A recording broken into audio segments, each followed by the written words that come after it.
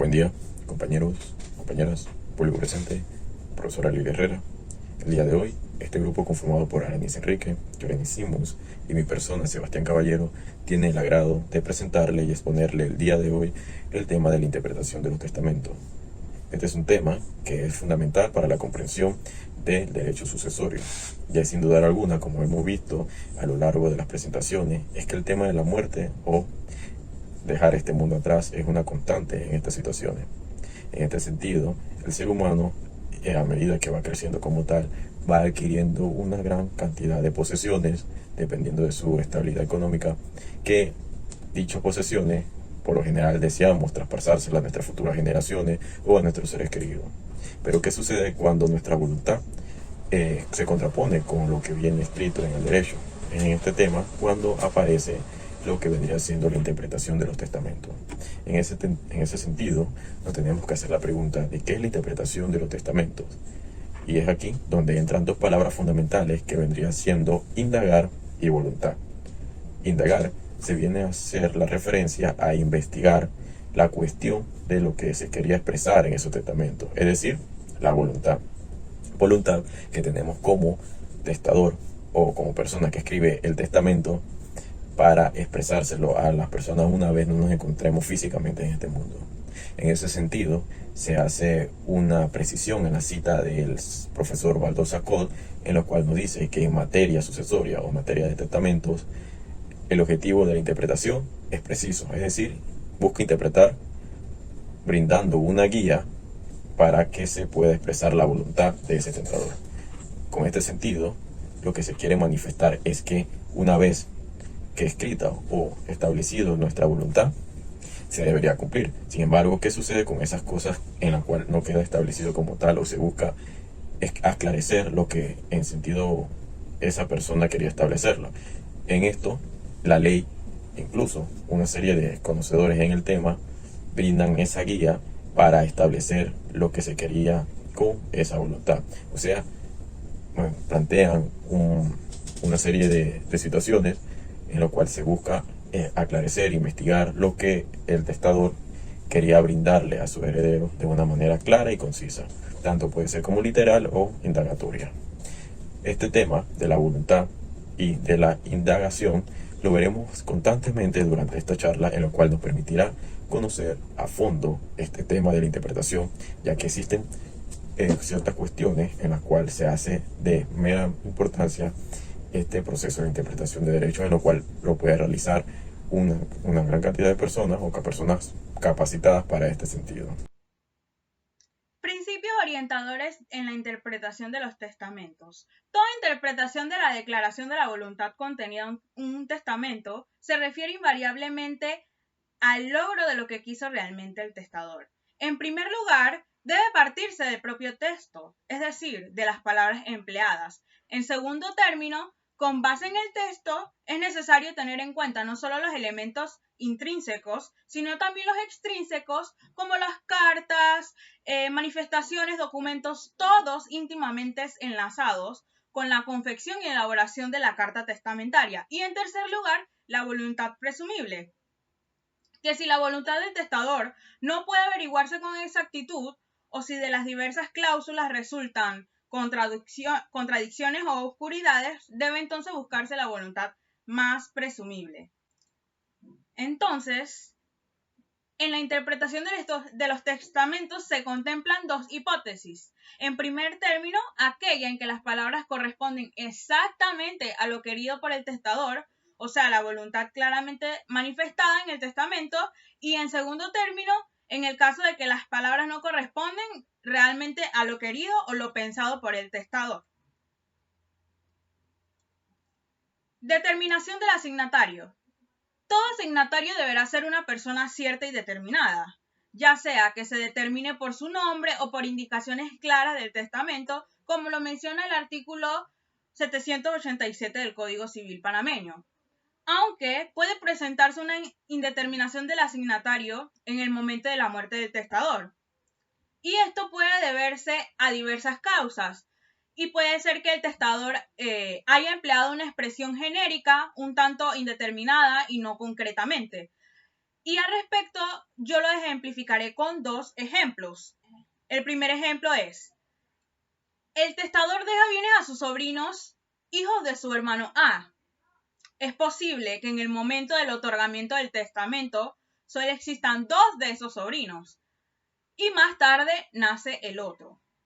El hecho de que el testador no hubiera concretado exactamente su voluntad permite que sea complementada y los bienes corresponden a todos los que tengan la calidad de sobrinos en el momento de morir aquel, sin distinguir cuáles existían en el momento del otorgamiento y los existentes al momento de su muerte. Y en el ejemplo número 2, el testador en el momento del otorgamiento se presenta claramente en su mente el nombre de sus dos sobrinos, como por ejemplo, viene el testador y los designa, bueno, quiero dejarle mis casas y mi carro a mis sobrinos Alberto y Fernando. Pero más tarde, como en el caso anterior, nace su otro sobrino con nombre Luis. En este ejemplo, la razón de la asignación solo corresponde a los sobrinos determinados por sus nombres, en razón de que la voluntad en el momento del otorgamiento fue demasiado concreta y no da lugar a extenderla a su tercer sobrino. Cuestión relativa a la revocación de un legado. En general, el objeto de la asignación debe existir en el momento del otorgamiento y subsistir a la apertura de la sucesión. No obstante, el código puede prever el legado de la cosa futura, con tal de que llegue a existir. Entonces, si la especie legada existe y pertenece al testador en el momento del otorgamiento y antes de su muerte se transforma en otra equivalente, nos podemos preguntar, ¿subsiste el legado sobre la nueva cosa? Entonces, sobre este caso en particular, debemos tener en cuenta las siguientes reglas que mencionaré. La destrucción de la cosa legada extingue el legado, como por ejemplo, el testador le deja la casa a sus hijos, pero antes de su muerte, es decir, que él confecciona un testamento dejándole la casa a sus hijos, pero antes de su muerte, esta casa se incendia. Y esta casa, al incendiarse, pierde todo el valor que tenía. Entonces, la destrucción de la cosa legada extingue el legado. La enajenación de la cosa equivale a la revocación del legado. En este segundo punto, en esta segunda regla, podemos poner el ejemplo del mismo señor que le deja la casa a sus hijos, pero antes de fallecer, el propio testador vende la casa. Entonces, esto equivale a la revocación del legado. Y la tercera regla nos indica que la alteración sustancial de cosa legada es extinción del legado. Podemos poner en ejemplo que toda remodelación de la fachada exterior de la casa, implementación de nuevos cuartos, nuevas habitaciones, equivalen a la extinción del legado. La supremacía de la voluntad del testador. Este principio es muy importante que se tome en cuenta al momento de interpretar, porque el testamento contiene la voluntad del testador, ya sea si fue dictado a un notario por escritura pública, si se trata de un manuscrito, en el caso de que sea un testamento hológrafo, o si fue dictado a un tercero, en el caso de que sea un testamento cerrado, pues en todas debe estar la expresión directa de la voluntad del testador, que se dará a conocer una vez él haya fallecido. Así que es importante que se respete al momento de interpretar la voluntad del testador. También el principio de buena fe es muy importante porque los jueces van a buscar únicamente que se respete la voluntad del testador, como ya les mencioné, al momento de interpretar el testamento. Tenemos también el sentido literal, que este se encuentra contenido en el artículo 707 del Código Civil, que indica que toda disposición testamentaria deberá entenderse en el sentido literal de sus palabras, a no ser que aparezca claramente que fue otra la voluntad del testador. Un ejemplo claro de esto sería que Juan Pérez hizo su testamento y dentro de su testamento quiso dejarle la finca a su hijo mayor, e indica que la finca A tiene muchas hectáreas, que tiene ganados, que tiene árboles frutales, que tiene una fuente hermosa, y luego de tantas propiedades que tiene, se dan cuenta al momento de interpretar el testamento que la finca A no es la que describe Juan Pérez, sino la finca B. Entonces, en este caso, a pesar de que dentro del testamento se diría que la finca A es la que dejaría a su hijo, por las descripciones se estaría refiriendo a la finca B y esa es la que se le entregaría. También tenemos la interpretación integrativa. Esto se da cuando las cláusulas del testamento se revelan como inexpresivas. En esta, el sentido literal, como les mencioné, va a ser procedido como ayudado o integrado por el juez. Obviamente, tomando en cuenta las propias declaraciones que dio el testador al momento de hacer su testamento, ya que se van a basar en lo que dice el testamento, pero el juez va a ayudar a que se desenvuelva mejor el sentido literal de este. Tenemos también la interpretación contractual por extensión, que esta se da cuando una serie de normas pueden ser aplicadas al testamento, siendo estas normas de interpretación de los contratos.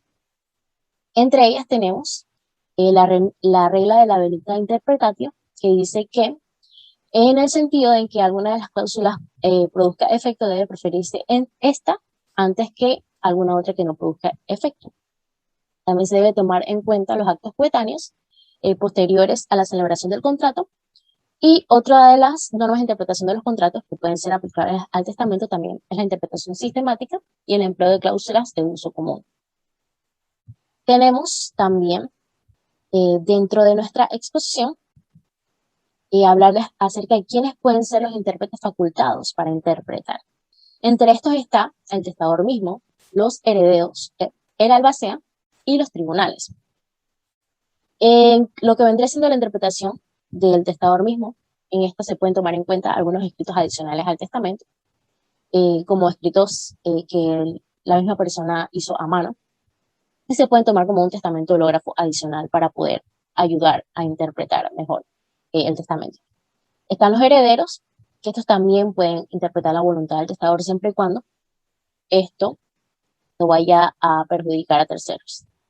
Está también el albacea, que es la persona a la que le corresponde la persona jurídica, la figura jurídica de la interpretación, y a quien el testador pues le dejó que pudiera interpretar el testamento. Y los tribunales de instancia se dan cuando entre los herederos no existe acuerdo de las disposiciones, pues entrarían los jueces para ayudar a la interpretación. Con respecto a lo de las reglas de interpretación de los testamentos, pues como les mencioné, aquí lo más importante vendría siendo la voluntad del testador y el sentido literal de sus palabras. En el caso de que por medio del sentido literal no se pueda llegar a interpretar los testamentos para que se pueda dar la voluntad del testador, entonces pues se tomará solamente la voluntad antes que el sentido literal. También cuando dos cláusulas se contradigan, pues ambas van a quedar sin efecto. A menos que el testador quisiera que se cumplieran las dos, en este caso pues va a prevalecer la última. Y también en el caso en el que haya algún error en el nombre o en el apellido de algún heredero, algún legatario, esto no quiere decir que se anula el testamento. Sí se puede determinar quién es la persona favorecida. Esto se encuentra en el artículo 787 y 788, que también son reglas que encontramos en nuestro Código Civil para poder interpretar los testamentos. El artículo 787 dice que el testador designará al heredero por su nombre y apellido, y cuando haya dos personas que tengan iguales nombres o apellidos, pues se debe señalar alguna circunstancia por la cual se conozca el individuo. Por ejemplo, el tío y el hijo tienen ambos el mismo nombre y el mismo apellido, pues se debe buscar la circunstancia que más le favorezca, que se vaya más por la línea de la voluntad del testador para determinar quién es la persona a la que le corresponde la herencia.